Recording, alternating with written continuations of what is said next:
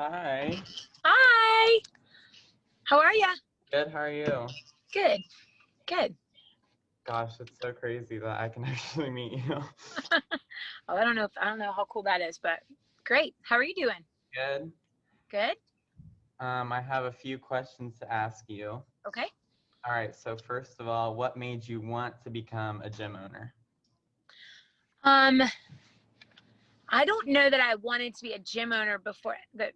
I started coaching my little sister when she was like in second grade, and I was still like, I think I was in eighth grade at the time. So I just loved the idea of having my own little cheer team. So I coached her and her friends all through high school. And then I fell in love with the whole competitive all-star cheer idea, which was super brand new at the time. Mhm. And so they and then evolved into actually having a gym of my own. I used to practice out of a gymnastics place. So it was really just a childhood hobby that turned into a lifelong career that I love. So I love kids, and I love choreography, and I love music, and putting things to music was always something I loved to do as a kid. So so yeah, that's it.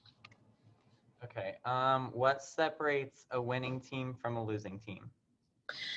The team culture, because coaches can do a lot to guide it, but it has to be followed through on the mat with the team.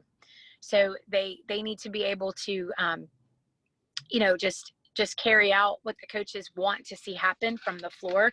It's so my best teams have been the ones that had the best leadership, where the kids on the team are following through with what is expected, being on time, how hard we train, what we work for.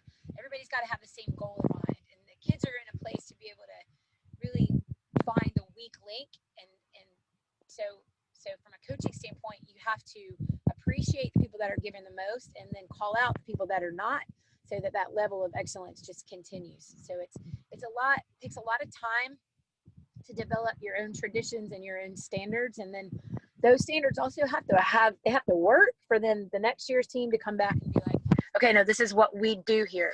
So I think that's the biggest thing. And just obviously physical fitness level and a commitment to being in shape outside of cheerleading. All right. What is it like being a mom and a coach at the same time?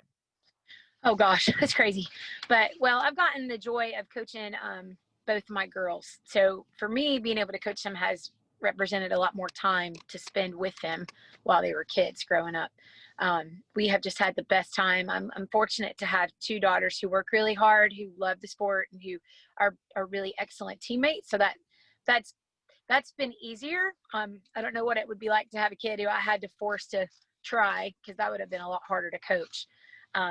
But we try really hard to separate our home life from the gym life, and we try not to bring anything into our home that has to do with cheer world crises and that kind of stuff. So and the best part about being a gym owner and a mom is that I get to create our own schedule, and we get to decide, if our family wants to do something, I get to kind of make sure that we can all prioritize what we need to do as a family also.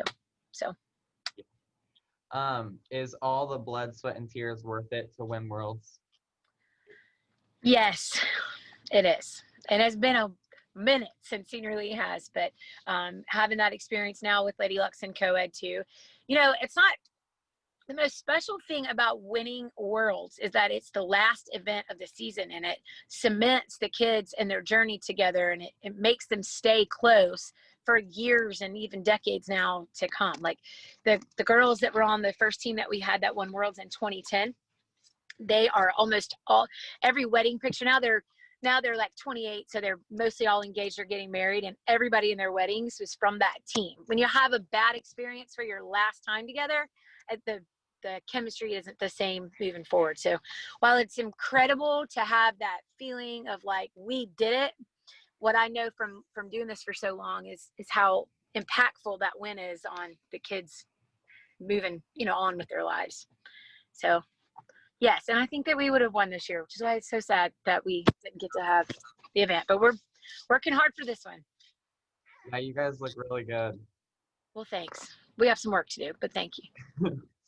And then my last question is, what is the best feeling or memory you have ever felt coming from All-Star Cheer? Oh gosh. I think right now, NCAA, after getting second for 7 straight years, like we didn't get third, we didn't get fourth, we didn't get fifth, but we didn't get first either. But it was like we hit in the arena from 2012. We hit 2012, 13, 14, and 15. We didn't go in 16, 17, 18, 19, and got second every time. Like we literally, like the announcer would be like, from second place, it would be like Curtis will say, winning this time with that team was really special. It was like they won for everybody that came before them. So I think that one sticks out because it wasn't just about that team. It was about so many years of so many teams before them trying really hard. So that's probably that. And of course, winning Worlds for the first time in 2010 was really awesome because that represented a different journey for a different generation of kids. Yeah. So yeah, awesome. If Hey, I could jump in, it's John Pratt again. I Yeah. know obviously Jude has a background in this, but I don't Yeah. know what it is. And so before we wrap it up, I thought I'd ask him what his aspirations are. Yeah. Then maybe you could give him a little advice. Yeah, are you interested in all-star cheerleading? Are you doing that now? Or are you like, you have ideas for the future? I'm on a open co-ed 4 team. Yeah. And a senior level 3 team. What program is that? Top Flight Athletics or Yeah.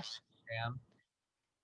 And then I coach a junior 2 team and a junior 1 team. Well, good for you. Yeah. How old are you? 16. That's awesome.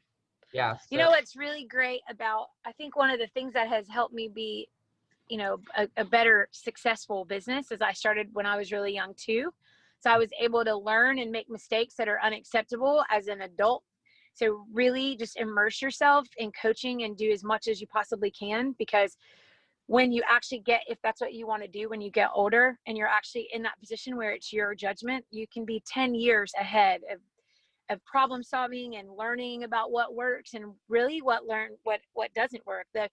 I worked as an instructor in like 7 different gymnastics places growing up, and I helped and assisted, and I learned a lot, but I learned what not to do more than I learned what to do. Like I created my own path of what to do based on watching other gym owners make mistakes.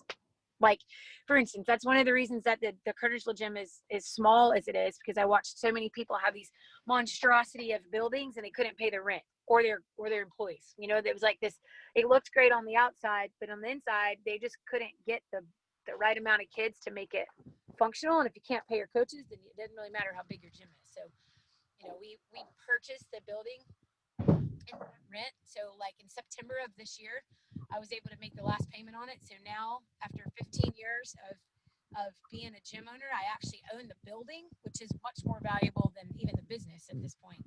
So it's things like that for our area that have really made an impact on me being able to hire better coaches and pay them better, because I wasn't in this 18,000 square foot building that we couldn't afford. Just things like that, and how to run a practice effectively and all that kind of stuff.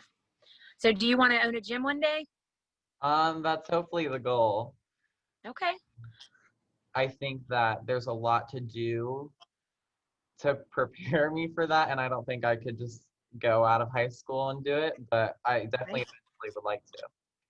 Well, you know, you have to plant a seed. So cheerleading is not the like build it and they will come mentality. You have to have a group of people that you have proven your ability to coach, and then those kids have to follow you. So, you know, one of the best ways to start to do that is to have, you know, either work your way up in the gym that you're in right now and let them know that this is a plan that you have. These are my goals. Like, how do you help me, you know, can you help me get there?